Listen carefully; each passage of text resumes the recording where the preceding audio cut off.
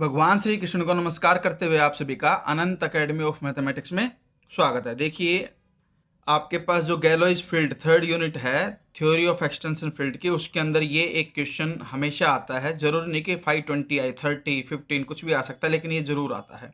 इसलिए आप इसको थोड़ा सा प्रोसेस को समझिए कि सोल्यूशन कैसे होता है।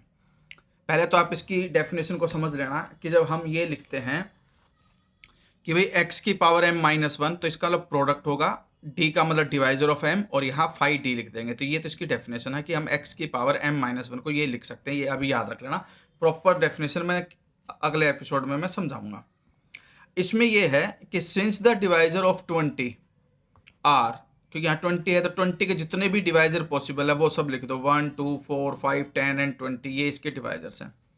और ये हम मान करके चलते हैं कि ये m है, तो x की पावर m माइनस वन, ये जितनी भी वैल्यूज आई उन सबका प्रोडक्ट कर दो। 5 1 5 2 5 4 5 5 5 10 और 5 20। अब आपको पता है कि भाई जो x की पावर 20 माइनस वन है उसको मैं फैक्टर बना सकता हूँ x की पावर 10 स्क्वेयर, और 1 को मैं 1 स्क्वेयर कर सकता हूँ। बाद में वो फैक्टर बन जाएगा x की पावर 10 माइनस वन और x की power 10 plus one. A square minus b square की आइडेंटिटी से a minus b into a plus b वाले केस से। अब यहाँ से x की पावर 10 प्लस वन तो एज इट इज रहेगा, ये इसके डिनोमिनेटर में आ जाएगा, यानी कि x की 10 माइनस वन से x की पावर 20 माइनस वन को डिवाइड कर सकता हूँ।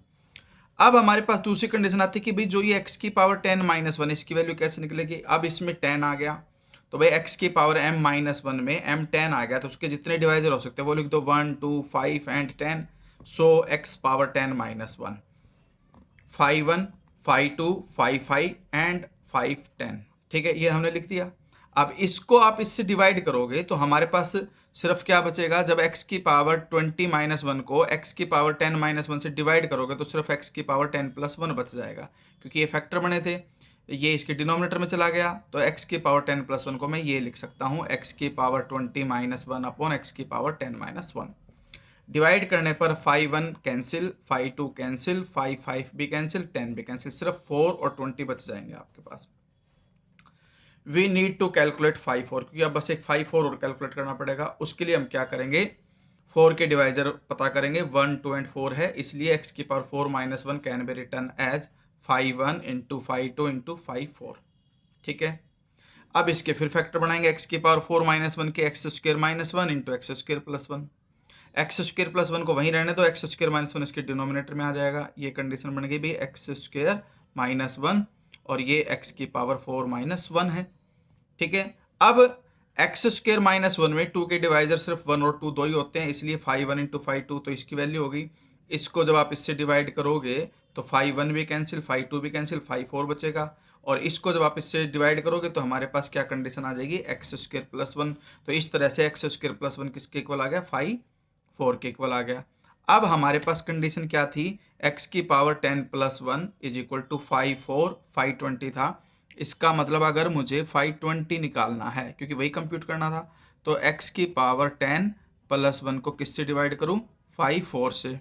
अब 5 4 आपके पास क्या आ चुका है, एक्स स्क्र प्लस वन आ चुका, तो इसलिए आप क्या कर दो, x की power 10 plus one divided by 5 4। 5 4 का मतलब एक्स स्क्र प्लस टू, ये हमारे पास 520 की वैल्यू आएगी। यही हमारे पास आंसर है। ठीक है, ये इधर दिखा दे रखा है कि भाई 520 इज इक्वल टू एक्स की power 10 plus one upon x square plus one. तो इस तरह से आप किसी भी क्वेश्चन को सोल्व कर सकते हो, बस वहाँ पर वैल्यू 20 30 60 कुछ भी दे सकते हैं वो।